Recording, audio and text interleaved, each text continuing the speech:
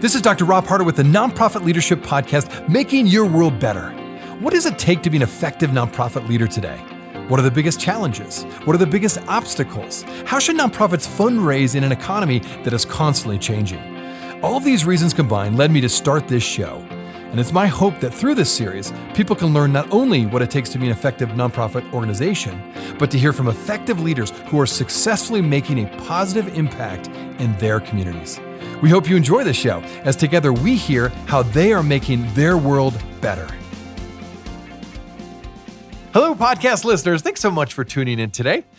So I wanted to start out by letting you know I do have a YouTube page now for the Nonprofit Leadership Podcast. So perhaps you've been listening mostly just through audio only at Spotify or iTunes or wherever you listen to podcasts. Well, all the same great content is on our YouTube page, Nonprofit Leadership Podcast. Plus, we have a lot of additional videos on our YouTube page, so I encourage you to check it out. Just go to YouTube and type in Nonprofit Leadership Podcast. In fact, we encourage you to subscribe. That way you keep up to date with all the different great content every time we update a new video onto our page. So again, check it out. YouTube, Nonprofit Leadership Podcast. I'd love to have you there. And thanks even more if you want to subscribe. All right, today's topic, volunteers. So volunteers are the lifeblood of nonprofits, right? And I think even more so than just fundraising as a whole, because volunteers will both help you accomplish your mission, and they most often become donors or already donors who will actually financially support your mission. So with that as our premise, how do we as nonprofit leaders recruit volunteers more effectively? How can we turn volunteers into recruiters who in turn not only recruit volunteers, but they recruit new donors to your organization? How do we maximize the impact of our volunteers? Well, this and many other questions I ask of Tyler Manley, who is my guest on today's show. Tyler is the Vice President for Growth and Engagement at Catchafire. Catchafire is an organization that aims to bring together philanthropy and employee engagement through creating and tracking volunteer opportunities with immediate impact that simultaneously supports your nonprofit. So if you're seeking to improve the recruitment and retention of your volunteers, you don't want to miss today's episode. Enjoy today's show.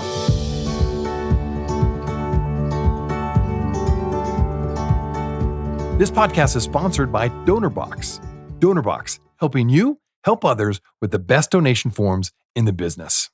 Well, welcome to the Nonprofit Leadership Podcast. I have Tyler Manley on the show. Tyler, thanks for joining us today. Thanks for having me, Rob. I'm excited.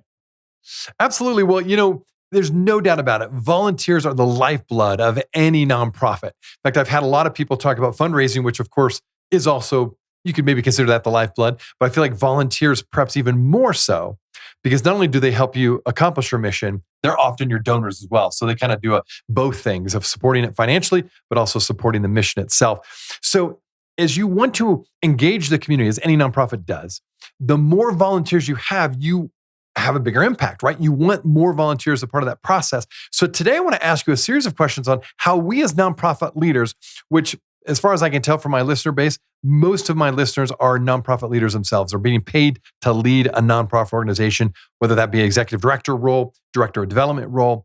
So how can we really optimize our ability to recruit, to retain, and empower volunteers to help move our organizations further, faster? So first, how can leaders best increase volunteer engagement and participation within their own volunteer base from your experience? Man, it's a huge question, Rob. I'll say one thing before we jump into it too, and I'll just mention sure. I know that people who are listening, right, are probably coming from very different sized organizations, very different cause areas all over the world. And so some things, I think that when we think about volunteering, like at Catchafire, for example, we have 100,000 volunteers in our community. The things that we do are very different, right, than other smaller orgs. And so, I think as we talk about it too, there are things that people can take with them, right? There may be things that don't make sense. But one thing I would say too is that you don't need to do everything, right? As with most things at nonprofits, you don't have to do everything, everybody. Like less is more. I think when we think about increasing volunteer engagement across the board, right? If you already have a pool of volunteers that you're working with, one place I always want to start with an organization is helping them understand and identify, why do their volunteers volunteer with them, right? And that seems really obvious, but I think there are many organizations that just don't even ask. They don't ask the question. And understanding that is going to understand how you can make your program a lot better, how you can engage more volunteers, how you can grow that volunteer community as you go, right? So really understanding that. I always love surveying volunteers, right? And not just when they come on, but what we do, for example, in our community is we survey them at the beginning, right? When they come on, we do one large volunteer survey that has a lot of questions every year. And then every quarter, we do like a pulse survey. It has little things that have things changed. So kind of what are they doing? Because that's going to lead you to kind of things that will help strengthen your volunteer pool. That being said, right, once you kind of identify those things, there's three kind of general rules I always recommend to organizations, which is one is around making sure that you have a really kind of established recognition process for your volunteers, right? Understand like what they actually need. And when I ask executive directors this, like, oh, how do you recognize volunteers? They're always like, oh yeah, we do that. We do that. We do that. And then I'll be like, okay, so what do you do? They're like, oh, we write them a thank you letter every time, right? And that's very nice, right? It's nice to get thank you letters. I'm sure people love to get those. But again, really asking volunteers how they would like to be recognized can be really powerful. Because, as an example, right? At Catchafire, when a volunteer connects with an organization and that project is complete, we create like this beautiful social graphic they can share out to their community, right? Oh, nice. And every volunteering has a little bit, I don't mean this in a bad way, but it has a little sprinkle of vanity in it, right? And it's actually a good thing, right? It means that people want to brag about what they've done. You want to brag about what they donate to. It's good for your organization to get that publicity. And so we want to make sure they can share it out, right? They can share out what they did, what the organization said about them on their project, all those things, right? And we asked people what they wanted, and that is what they wanted, right? But recognition could look a lot of different ways too. Like I was in AmeriCorps many years ago, and we would do AmeriCorps projects, and I remember we would volunteer at Habitat for Humanity, and everyone would have different colored T-shirts, right? Where if you were new to volunteering, you get a blue T-shirt, and once you donated like 50 hours, you got an orange T-shirt, and when you were at 150, you got a purple T-shirt. And it sounds so silly, like it's kind of stupid. Like it's the same T-shirt, just has the same logo on it, just different color. But people loved that. They loved the idea of coming back and like coming for their T-shirt, getting their things, right? So thinking about little things like that you can bolster, but also just asking folks what they want. Would they be helpful if you were to write them a recognition, a letter for them or things like that, like a reference or something like that? So, milestone celebrations, recognition, I think that's really important. The second thing I think is thinking about ways that you can give back to your volunteers, right? Okay. Yep. So the warm and fuzzies will only take you so far. And there are people who just want to volunteer because it feels good in their tummies. That's really nice. Right. But honestly, like you should be thinking about value that you can generate for your volunteers too. So are there things that you can develop like in terms of skills, right? Some organizations, maybe you have programs where you're having folks, volunteer to like go into homes of people who are bedridden, right? And spend time with them, right? And maybe they're learning skills about a healthcare job they could take going forward. Or maybe you offer trainings at your organization specifically for volunteers, or you kind of make it an equivalence kind of thing. So for example, I worked in food justice many years before I worked here at Catchafire, and we had an urban farm, right? We had an aquaponics farm in the west side of Buffalo. There's like 16 city lots. And so we would do trainings. It was a revenue stream for us. We would do aquaponics trainings with people. And a lot of folks really wanted to come into those trainings, but they couldn't afford them. I mean, it was expensive. Aquaponics, we would do a multi-day conference kind of thing. So we would always make an equivalent where we would say, look, it's this much money, or you can donate, 60 hours, right, on the farm on weekends or something. Always making a way for volunteers to kind of accrue time, like the time they give it has value, right? Whether it unlocks special volunteer events that they're coming to, maybe unlocks special trainings, or it's an actual equivalent they can use at your organization for something else. So I think that's really important. Like thinking about ways that you can give back to your volunteers as well. It's not monetary, obviously. Well, building off those three factors that you just shared about, another focus area to improve both recruiting and retention is in regards to what type of volunteer programs we offer. So my question to you would be, should organizations consider different volunteer structures such as formal versus non-formal or project-based programs in order to really tailor the recruitment efforts? Maybe talk about recruitment a bit on that level. Yes. So there's a lot of different ways to volunteer. Again, depending on your organization, your cause, it can be very specific.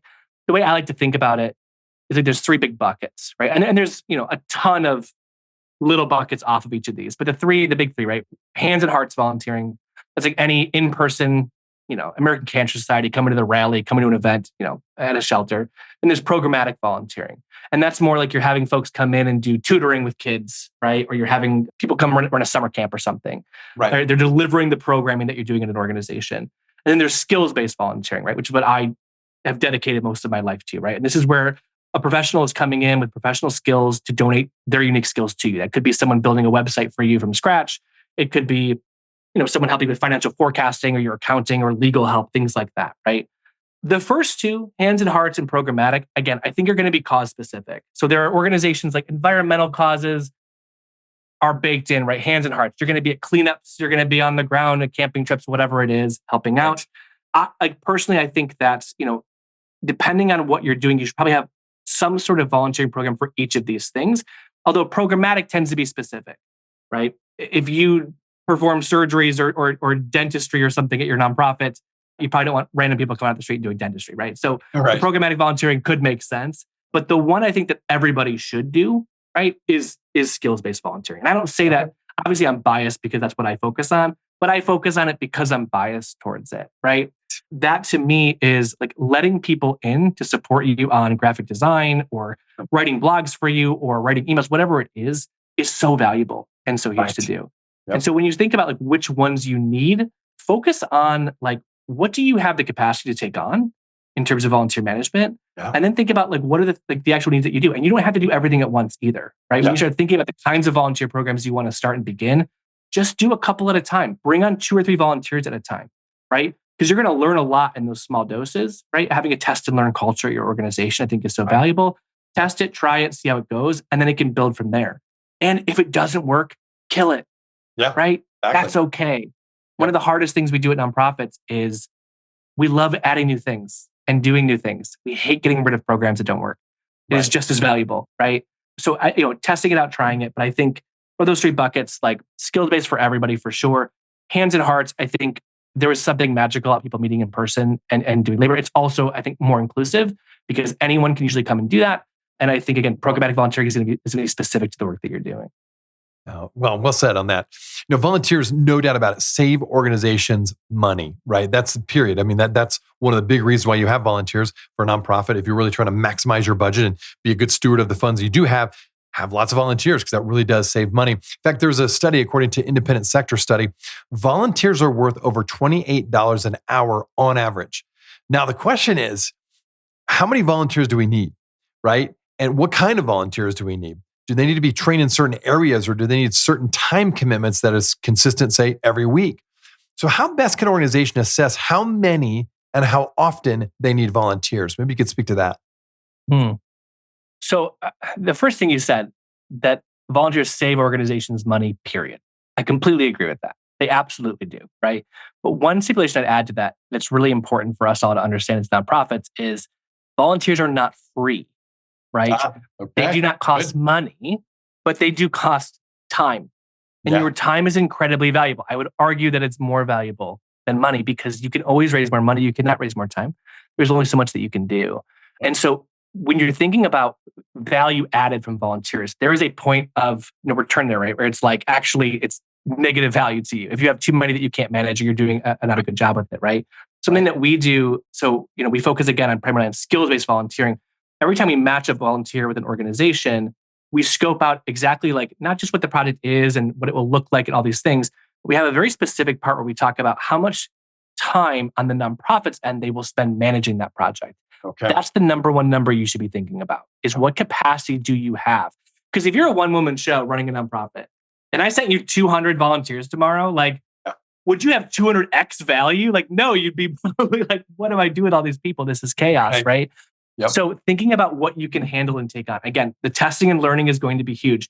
You're never going to run into trouble by having too little volunteers. I think you'll run into trouble by having too many. So again, keeping projects small, adding a couple at a time, seeing how it works out, seeing its value, and then keep doing that until you feel like it's more work to manage the volunteers than do the thing yourself. And when you hit that point, you're probably gone too far, right? And again, depending on your organization, like identify what are the gaps and needs, right? Like on my urban farm, right? It was really nice to have volunteers come and help us move compost, right? We only had a 4-person staff. So it was nice to have that, right? But when it came to things like strategic planning, like we actually had an incredible executive director who really knew her stuff. And we had a very engaged board, which cross our fingers, we were very lucky to have. Not everyone has that.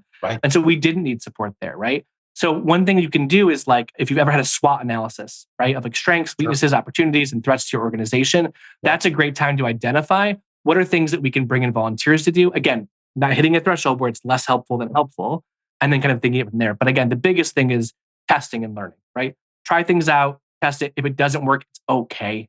You didn't fail. right? Sure. Everything's going to be a little bit different and need different needs. But those are the big things. Remember your own capacity because you only have so many hours in the day. Well, I definitely have found on top of what you just shared, it's to have clearly defined roles and responsibilities that you expect from volunteers is really pretty important.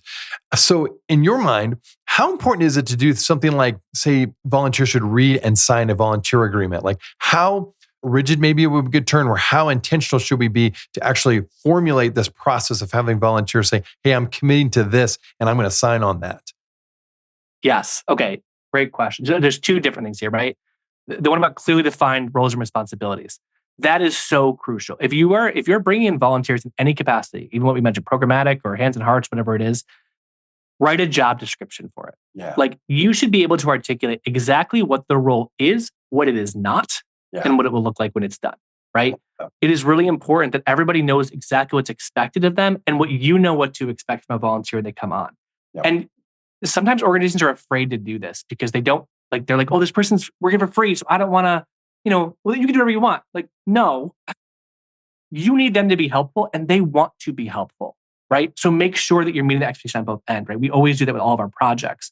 Regarding so yes, very clearly stated roles and responsibilities. It also allows you as you're testing and learning, you may realize like we do an event on Saturday, that was a little too much responsibility, right? So maybe I'll take this off. Or you know what? There was a lot of downtime. I can add these things, right? You're able to tweak it in a systematic way. In terms of a volunteer agreement, yes, I always recommend that. And there's a lot of reasons. The big reason to me is it makes firing a volunteer much easier, right? Yeah. And that's like, people don't want to think about that. We want to think about the negative, whatever, but it's true that like sometimes a volunteer is not helpful to you, right? It's just not helpful as you're doing it. And so let's say you don't have terms, right? Let's say you have a group of people that show up every Saturday and they're really awesome or they're doing whatever. And then two people show up and they are messing around. They're jerks. They're rude to the staff. They're rude to the folks that you're serving, whatever it is, right? Right. If you don't have they didn't sign anything. Now you have to have a conversation like this. Hey, yeah, I just feel like you should go, right? Because it's you now. You're like, I just think, this isn't working out, right? And they're like, well, why? And you're like, well, something you're defensive of. It's a weird interaction you have to have. Yep. Whereas an agreement that you have is very simple, right? Hey, when you came here, you signed an agreement that you would do this and this. This did not happen. So we have a zero tolerance policy. Thanks for coming by, but we're all good, right? It's like on our site, right? We have a terms of service people sign when they come on. Because, if a volunteer like is rude to or like mean to an organization, or vice versa, it happens too, where they're mean to a volunteer. Right. I can't be like, hey, I just felt like that was mean. So I think we're just, I had to be like, hey, look, here's our terms of service. Here's the evidence here. Yep. We're going to limit your account, right? So always protect yourself with that, right? A good idea, honestly, too, is if you build a community with your volunteers, again, whether it's virtual or in person, have the community of volunteers create their own community agreements, right? They can create that because then they'll police each other, right? Yeah. And they'll be like, no, hey, like, that's not okay or that's not all right. It's not you who's doing it. It's the community agreements that you went around. So yes, always that. And again, I think it's all about creating buy-in and having someone come in, like having someone interview for a volunteer role, being selected from a pool of candidates, signing something. It feels very legit. And the more legit, not that it's not legit, but you can make it feel like you're held accountable for something. They feel like they're going to show up when you ask them to because they went through this process. That buy-in is so important because it creates something where they feel, again, accountable to show up, accountable to follow the rules of being the volunteer. And again, they're going to like that a lot better too. Yeah. One thing when it comes to volunteers I've seen is how volunteers can sometimes be your best recruiters for both more volunteers, but also donors. And so maybe you could speak to how we as nonprofit leaders can help coach volunteers to be better recruiters. Oh man, I'm so glad you asked this because this is what I preach all the time. Where like, it's the same. So I did a lot of donor relations work, right? And fundraising before I worked here. Yep. And the old sentiment, right, is like the donation is the beginning of the relationship, right? It's not the end. That's why thank you letters are like, thank you so much. Like it should be like, here's now what you can do, right? Yes. Volunteering is the same way. It is the beginning of the relationship. Like one very practical thing you can do is always have a toolkit.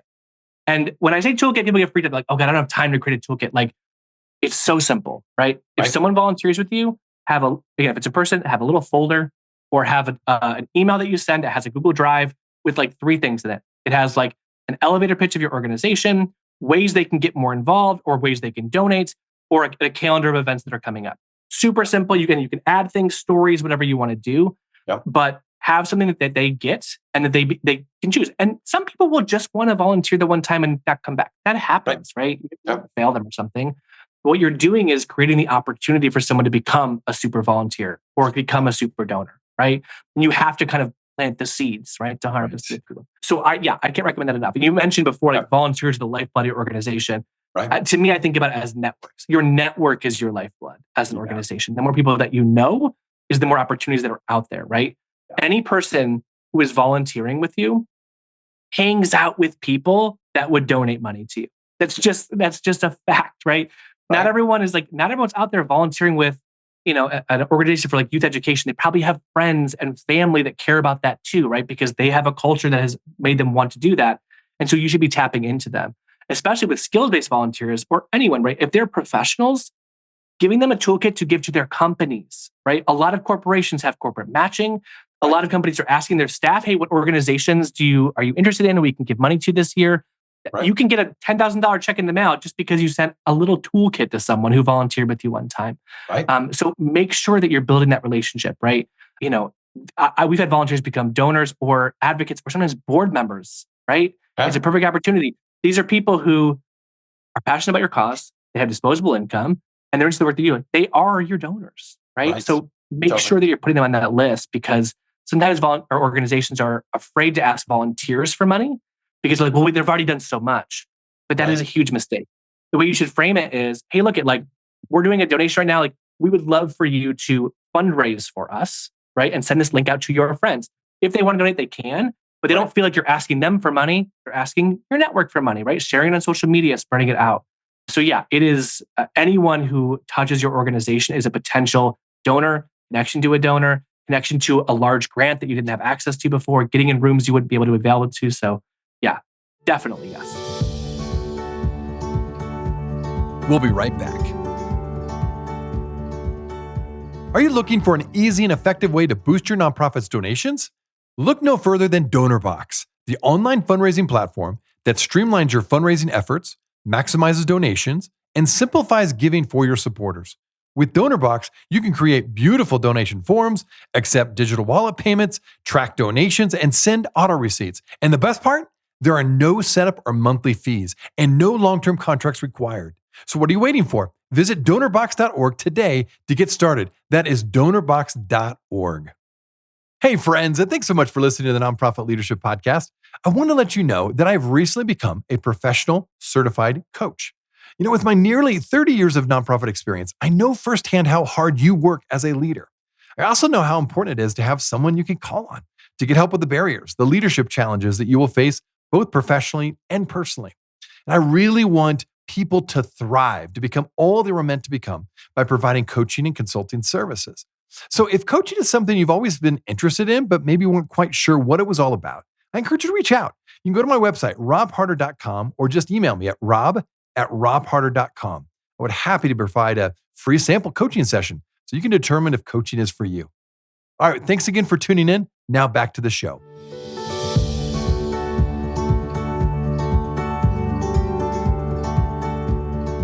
Well, good. Well, let's move on to pitfalls. What do you feel like are the biggest pitfalls you've seen that really prevent nonprofits from having a robust volunteer program? I think a couple things. One, I think is, again, like going too big too fast. Okay. Thinking that, oh, hey, we really need a new website, right? So I'm going to send out a message to everybody. I'm going to have 30 people working on this thing, right? Yeah. That would just be messy and kind of chaotic. Or again, if it's in person, if it's programmatic, whatever it is, start small, right? Your staff has jobs doing things, but start small and build from there. One of the biggest mistakes I see orgs make, and it's funny because they suffer from this, but it's a symptom of a larger problem and they don't really understand what happened. And the biggest thing they don't do is every project that a volunteer does, whether it is in person, whether it is programmatic like tutoring, or whether it is skills-based, needs to have an end date. It needs to have a very defined start and finish. This is why. Here's an example. Let's say you meet somebody at a conference and they're like, oh, I do social media for this small marketing firm. I'd love to do social media. I'll do Facebook posts for your organization. And you're like, oh my God, wonderful, right? Month 1, month 2, month 3, they handle it. They're doing a great job. It's awesome, right? Now you're like, oh my God, I have this person. I'm doing whatever, I'm doing all this stuff, whatever. 4 months in, eventually, they're going to come to you and say, I can't do this anymore. Right. And now you're going to be like, oh, okay, all right. And they're like, yeah, sorry. And you're like, no, it's fine. No, thank you. And they're like, yeah, no, something came up. I had a baby or I got promoted or lost my job, whatever it is, right? And you're like, no, it's fine. So suddenly, such an amazing, wonderful thing that happened. What a great relationship ends in a sour way. Always. Right. Because it has to end. And now it's awkward and it's bitter and weird, right? It doesn't have to be that way. If you say, hey, look, I'd love for you to commit to doing our social media for like the next 2 months. And they say, yes, I can absolutely commit to that, right? At the end of those 2 months, now you get to celebrate. Like, oh my God, like, thank you so much. This was amazing. And like, oh, I love doing it. She's like, hey, would you like to do the next 2 months? And I'd be like, you know what? I actually can't because I'm going on it. But this was so great. 2 months later, like maybe I'll come back or let me know when it's available, right? Now it's positive. It ended really nicely. Everything is that way. Everything should have an end because what ends up happening, like skills based or anything, scope creep tends to come in. Yeah. Where like, I'm going to help you with this thing. And they help you. And then you're like, okay, but also, could we get this? Could we get that? Could we get that? And then when the volunteer says no to the 6th thing, you're like, oh, okay. I thought you committed to this. But it's like, they've done so much, right? Right. And so, having an ending is so crucial. It's such a small thing, but it can save you so much in terms of how people feel about volunteering with you. Yeah. So that's a big one. Again, there's a lot of mistakes there. I think we've already talked about, but making sure that people feel, I don't want to fill us out, right? But it's about purpose sometimes. Like I've done all kinds of volunteering in my life. And when I was in AmeriCorps, I've painted a lot of fences and I've painted a lot of schools, right? Yep, sure. I've been with like 30 people painting walls. Sure. And I know that if I didn't show up that day, that wall would have still gotten painted. And maybe 8 minutes slower, right? But like, I'm glad I was there. That was great. But I don't feel like it was a make or break situation. Yeah. So making sure that when you're adding volunteer roles and volunteer things, like making sure that people feel like if they weren't there, it wouldn't have happened. Exactly. Right? And that's really powerful. There's a lot of different ways to do that, but I think that's really focus on that. What is the purpose? Do people feel like it's Saturday, I know I committed this thing, but like, someone will paint that fence. Right. I'm sleeping in it, right? Making sure you're making people know that they're irreplaceable, that like your organization needs them to be successful, right? And sorry, one last thing. I could talk forever about this. One thing too is you may do this and not realize it. But again, for each kinds of volunteering, no matter what you're having people do, be careful about separating like staff and volunteers. Like volunteers are part of the team. Like they're part of your team, right? Like something I love to see all the time is organizations' websites that have like a staff page and they have a volunteer page and it has their pictures and bios. Like they feel part of the team. They feel part of your organization. That's a really good point. Let them in. Because one thing that's unique about volunteers too is that you have an opportunity to show people how the sausage is actually made, right? True. Something we do as nonprofits a lot is we are very, and I know why we do it, but we're very careful about exposing our shortcomings or our gaps or things that we're not good at, right? When you read an annual report, it's like, look at these kids running through a field and they're laughing and there's graphs and numbers going up and everything's we did so well. Everything's amazing right now, right? Yep. But when you're a volunteer and you come in to see how staff meetings go, people are stressed out. There's no paper in the printer. Like they get to really see how your organization is run and what it needs and what it takes to run it. They're much more likely to feel loyalty to your nonprofit as opposed to loyalty to the cause. Right. What happens sometimes is they may volunteer because they want to help pets and dogs. Sure. So they come to an event where they pet dogs and they play with them and it's nice. But if you invite them to a staff meeting and they get to hear how things are working and what the budget is, like letting them in, they feel like a part of it. And they're more likely to join your board. They're more likely to donate money because they see everyone's overworked and underpaid. So like letting them in, right? That can be, that's a pitfall I think people do. They keep them at an arm's length. Yeah. Good insights. Well, you've mentioned many times you work for Catchafire. Maybe just briefly for my listeners, tell us about your mission real quick. And what does your work look like? Yeah. Oh my gosh, what does it look like? So Catchafire, we're the largest skills-based volunteer platform in the world. So our mission is to bridge paths to stronger communities. The way that we work is that we partner with large philanthropic foundations and large corporations. And we build skills-based volunteering programs for nonprofits, right? So we connect organizations. Again, we work with tens of thousands of nonprofits all over the world, and we're connecting them with professionals on things like creating a marketing strategy, designing a visual branding guide for organizations, website design, Salesforce database customization, right? Things that organizations just don't have the resources to do. It's such a unique sector that we work in, right? Yeah, where no one starts a nonprofit because they're good at starting nonprofits, right? You start it because you're passionate. There's something in the world you want to extinguish or you want to elevate. Suddenly, you're like the CEO of your own company, and you have to be the expert at marketing and fundraising and management and finance, all these things, HR. Right. You have to know everything, and you just can't, right? And so that's what we do, right? We on our site, we have like pre-scoped out projects and start finish. There's always an end date. There's always things that get scoped out. Or you can post those things and match up with volunteers and get them done. The big thing there, right, is there are so many things. And if you're listening to this, right, we're all wearing a lot of hats. My favorite nonprofit euphemism, right? We wear a lot of hats, right? Right. And it's funny, I guess, but it's also like we're all doing way too much. Like we're all doing things that are not a job description. I was the marketing director, right? Which means I did everything. Everything pretty much. Marketing, fundraising, I wrote grants. I drove around a giant mobile farmers market to food deserts around the city, right? Wow. Because you do. You're doing everything, right? Everybody's out there doing stuff. And there's just no worse feeling in the world than when you are like, you don't know how to do something, but it has to be done. So you're YouTubing it. What else are you going to do? You're Googling it. Right, exactly. It's 9 at night. You're like figuring out how to use ActiveCampaign or MailChimp to send a list or whatever. And it would take a professional 10 seconds to do it. But it's taking you 2 hours. That is soul-sucking work, right? Yeah. The funny thing is that you don't realize that there are millions of professionals all around the world that are actively looking for organizations to get involved with a skill-based volunteering level, right? Because they want to give something that's valuable to them. They want to give something that's unique, right? Like imagine when I'm painting a fence, I'm not a painter. Right. It could be anybody, right? Exactly. But like how cool is it to create a logo for a nonprofit? Right. Think about the loyalty that's built there. Like this organization, you made their logo. Every time you see it, the t-shirts, the merchandise, you designed it. So of course you're going to come to their events. Of course you're going to tell your friends, hey, look, I made that, right? You're a part of the team. It's so valuable and powerful. Obviously, it saves you money, but again, it creates a relationship that is just so beyond other things you can do. So that is what we do. Catchafire.org. You can check it out. It's all there. Yeah, well, just going to ask that. Yeah, so for listeners who want to find out more, sounds like catchafire.org. And then for you, if they want to connect with you maybe personally, what's the best way for my listeners to do that? Yeah, it's just my name in the website. It's Tyler@catchafire.org. So the way that we work, just so you all know, Catchafire, so nonprofits do not pay for Catchafire. That is a part of our mission, what we do.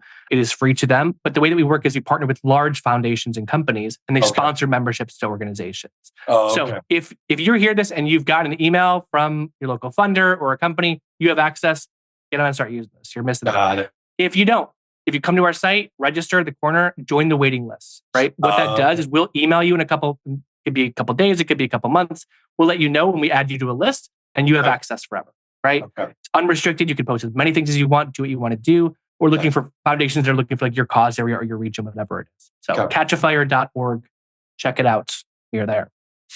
Well, again, you're doing great work. And as we started at the very beginning, volunteers are so critical for the success of any nonprofit. So anything we can do to get more help and get an organization like yourself that really provides that support is wonderful. So thanks for how you're helping the nonprofit sector. And thanks for taking time to be on the show today. Yeah, thank you, Rob. It was really fun. Thanks a lot. Hey friends, well, I wanted you to know that this podcast can be found on iTunes, Spotify, Amazon, Google Podcasts, and wherever you listen to other podcasts. I also want to encourage you to like, subscribe, and share this podcast with others. This will actually help us get this great content out to more nonprofit leaders just like you. You can also join the Nonprofit Leadership Podcast community. Find other resources and interviews of past guests all on my website, nonprofitleadershippodcast.org. Well, thanks again for listening. And until next time, keep making your world better. And don't forget to subscribe to my YouTube channel, the Nonprofit Leadership Podcast. Go to YouTube and look up Nonprofit Leadership Podcast. We'll see you there. This podcast is sponsored by DonorBox. DonorBox, helping you help others with the best donation forms in the business.